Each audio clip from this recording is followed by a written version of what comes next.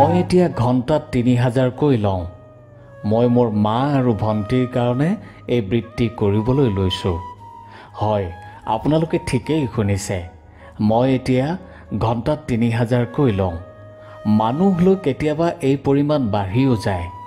মোৰ জীৱনত ঘটা ঘটনাবোৰ শুনিলে আপোনাৰ চকু পানী ওলাবনে নাই নাজানো, কিন্তু আপোনাৰ গাৰ নোম নিশ্চয় শিয়ৰি উঠিব। মই আজি আপোনাক সকলো কথা খুলি ক'ম, যিহেতু আপুনি এনে বিষয়ৰ ওপৰত অধ্যয়ন কৰি আছে আৰু জানিব বিচাৰিছে যে আমাৰ দৰে ছোৱালীবোৰে কি পৰিস্থিতিত পৰি এনে এক অসামাজিক কাম কৰিবলৈ ওলাই আহে। কোনো ছোৱালীয়ে নিজৰ ইচ্ছামতে এই বৃত্তি কৰিবলৈ ওলাই নাহে। নিশ্চয় তাৰ আঁৰত কিবা নহয় কিবা এটা কাৰণ থাকে। সমাজে আমি কৰা কামটোক স্বীকৃতি নিদিয়ে ঠিকেই, কিন্তু সমাজৰ বৰমূৰীয়াসকলেই আমাৰ স্পেচিয়েল গ্ৰাহক। তেওঁলোকক আমি বিশেষভাৱে সন্তুষ্ট কৰিব লাগে। আমি তেওঁলোকৰ অতি প্ৰিয়। এয়া এক অপেন চিক্ৰেট। মোৰ ঘৰ মৰিগাঁও জিলাৰ অতি ভিতৰুৱা গাঁও এখনত। বৰ্তমান মোৰ ঘৰত মা আৰু মোৰ সৰু ভণ্টি এজনী আছে। তাই মোতকৈ ৬ বছৰে সৰু। মোৰ বয়স এতিয়া ২২ বছৰ। মই তেতিয়া ক্লাছ ৯ত পঢ়োঁ, যেতিয়া মোৰ দেউতাৰ এটা পথ দুৰ্ঘটনাত মৃত্যু হয়। দেউতা ঢুকোৱাৰ পিছত ঘৰখনলৈ এক প্ৰকাৰ অন্ধকাৰ নামি আহে, কাৰণ একমাত্ৰ দেউতাই দিন হাজিৰা কৰি আমাক পোহপাল দিছিল। দেউতা ঢুকোৱাৰ পিছত মাও দুৰ্বল হৈ পৰিল, মানসিকভাৱে আৰু শাৰীৰিকভাৱেও। মা এতিয়া এটা অতি জটিল ৰোগত আক্ৰান্ত। ডাক্তৰে কোৱা মতে এনে ৰোগ হেনো ১,০০,০০০ মানুহৰ ভিতৰত এজনৰহে হয়। তথাপি মায়ে সেই ৰোগীয়া দেহাৰে কাম কৰি আছিল।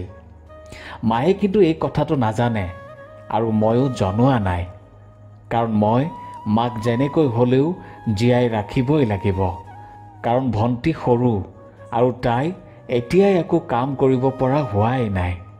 প্ৰথমতে আমাৰ চৰকাৰী হস্পিটেলৰ পৰা মাৰ বেমাৰটোৰ দৰৱ বিনামূলীয়াকৈ পাই আছিলোঁ, কিন্তু পিছত হস্পিটেললৈ সেই দৰৱ সময়মতে নহা হ'ল। দৰৱবোৰ যথেষ্ট দামী। একো উপায় নাপাই মই আৰু পঢ়া আগ নবঢ়ালোঁ। কামত ধৰিলোঁ, মানে ইঘৰে সিঘৰে কাম কৰিবলৈ ল'লোঁ।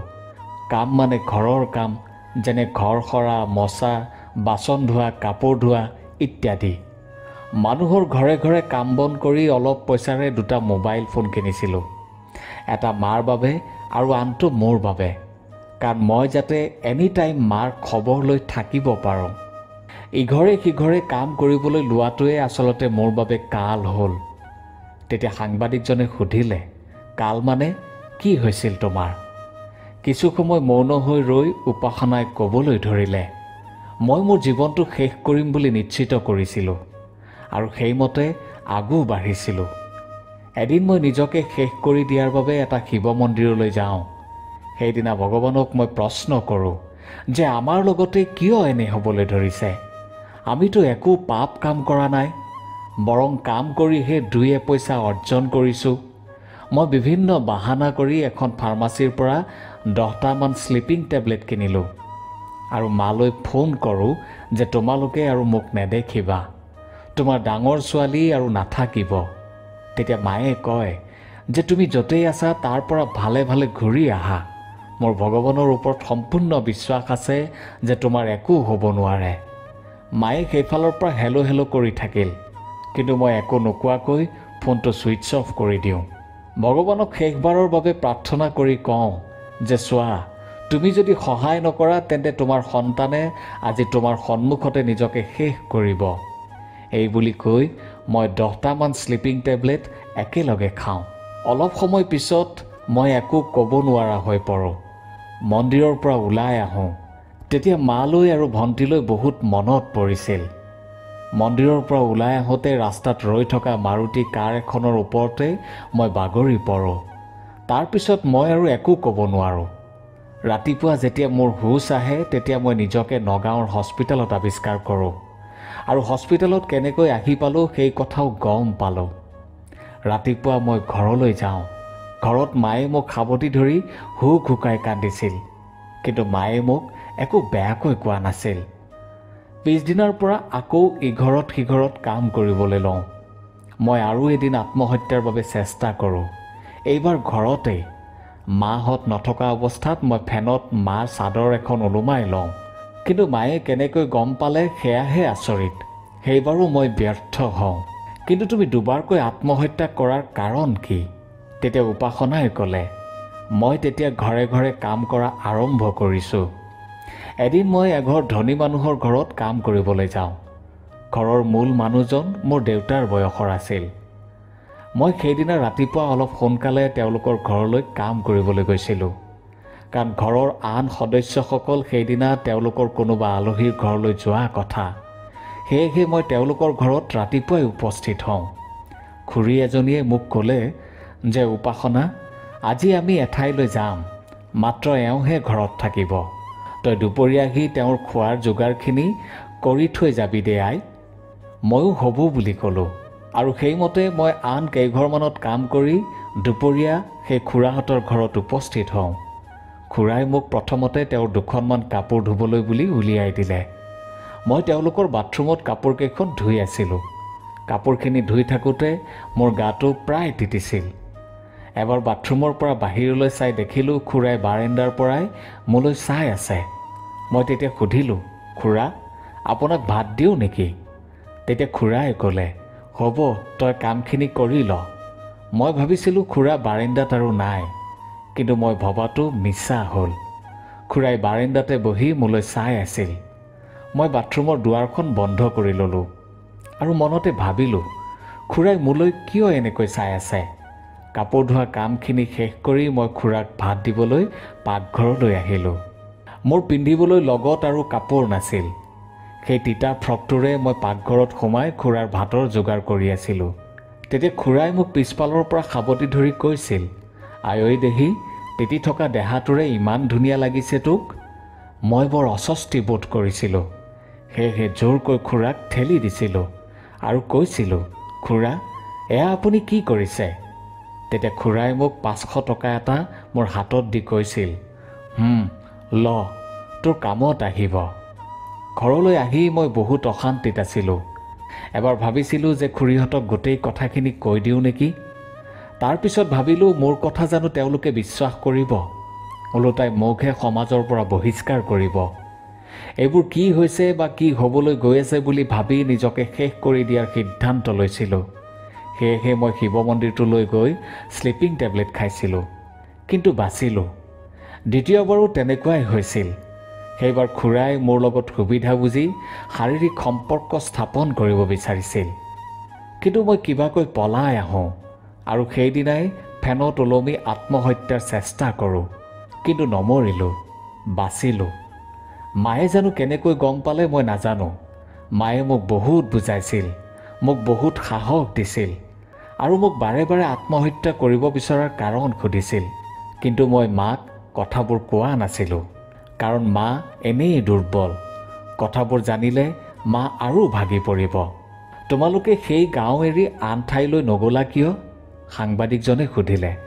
তেতিয়া উপাসনাই ক'লে, নাই, কেনেকৈ যাব, আৰু আমি নিজৰ ঘৰ এৰি ক'লৈ নোযাম? সাংবাদিকজনে সুধিলে, তুমি যে এতিয়া এই কামত জড়িত, তোমাৰ মা, তোমাৰ ভণ্টীয়ে গম পায়নে? আৰু তুমি গুৱাহাটী কেনেকৈ আহি পালা?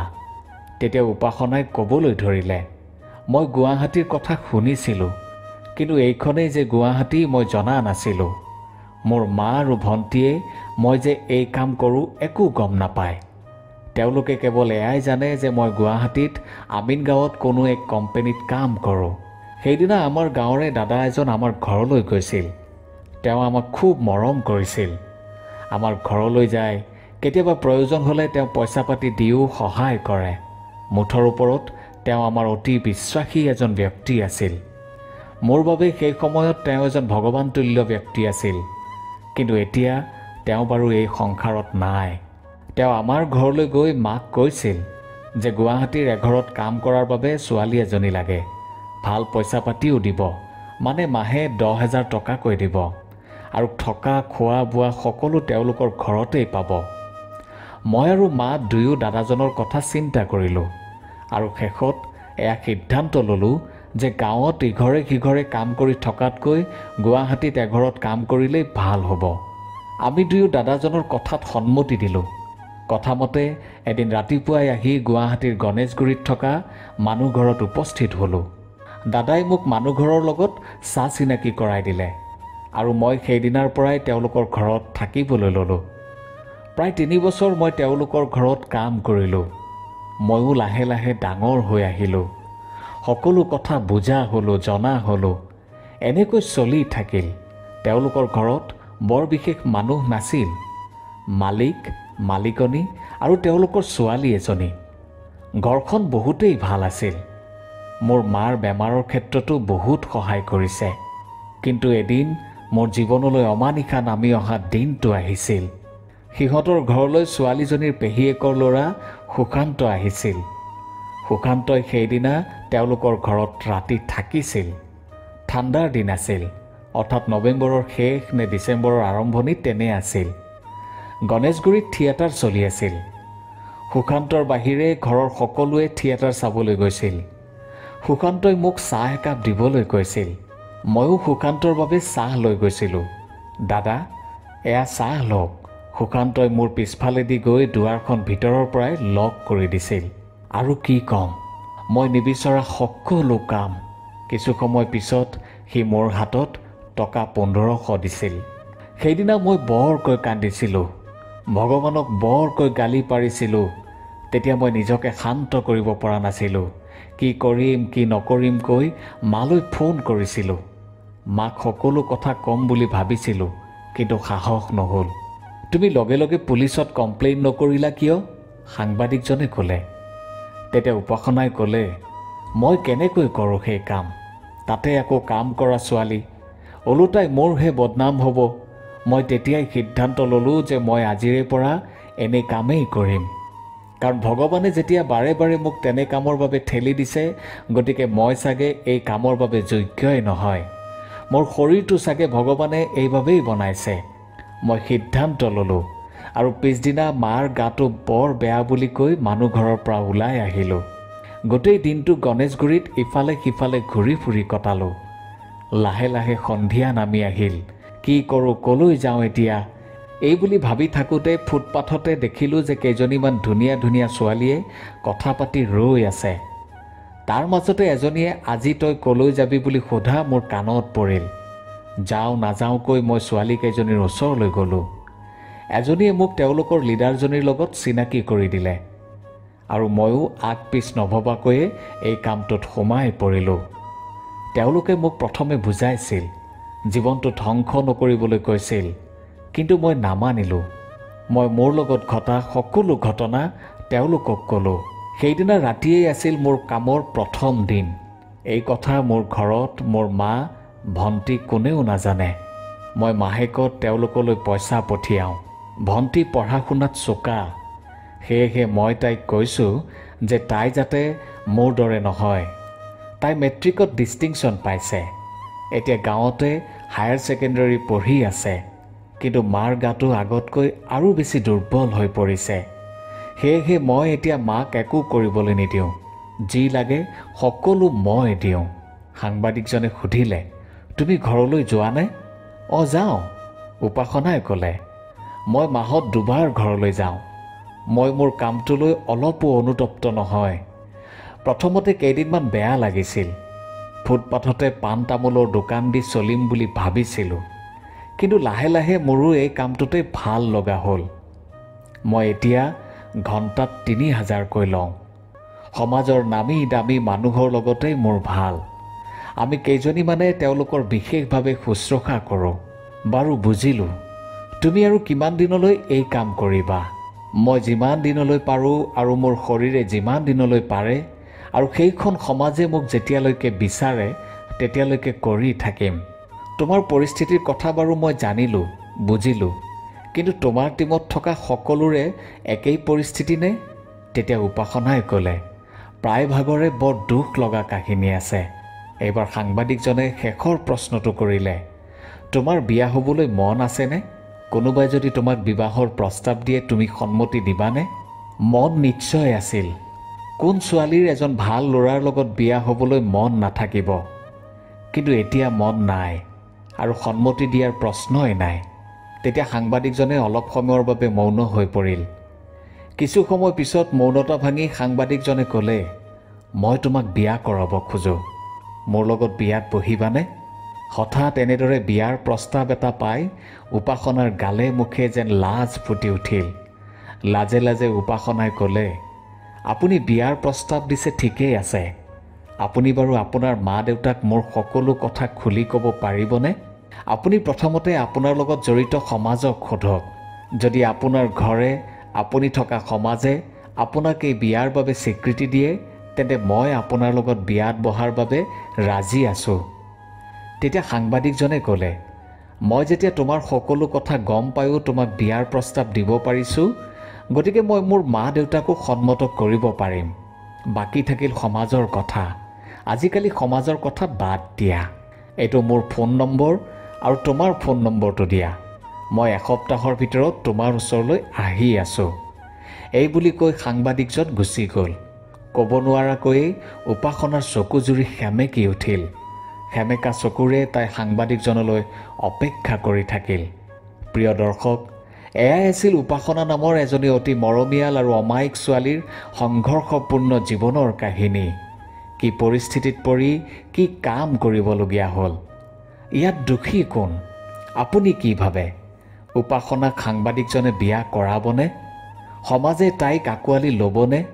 এনেবোৰ প্ৰশ্ন বুকুত বান্ধি লৈ উপাসনাই আজিও চাগে গণেশগুৰিত সাংবাদিকজনৰ বাবে বাট চাই আছে। ধন্যবাদ।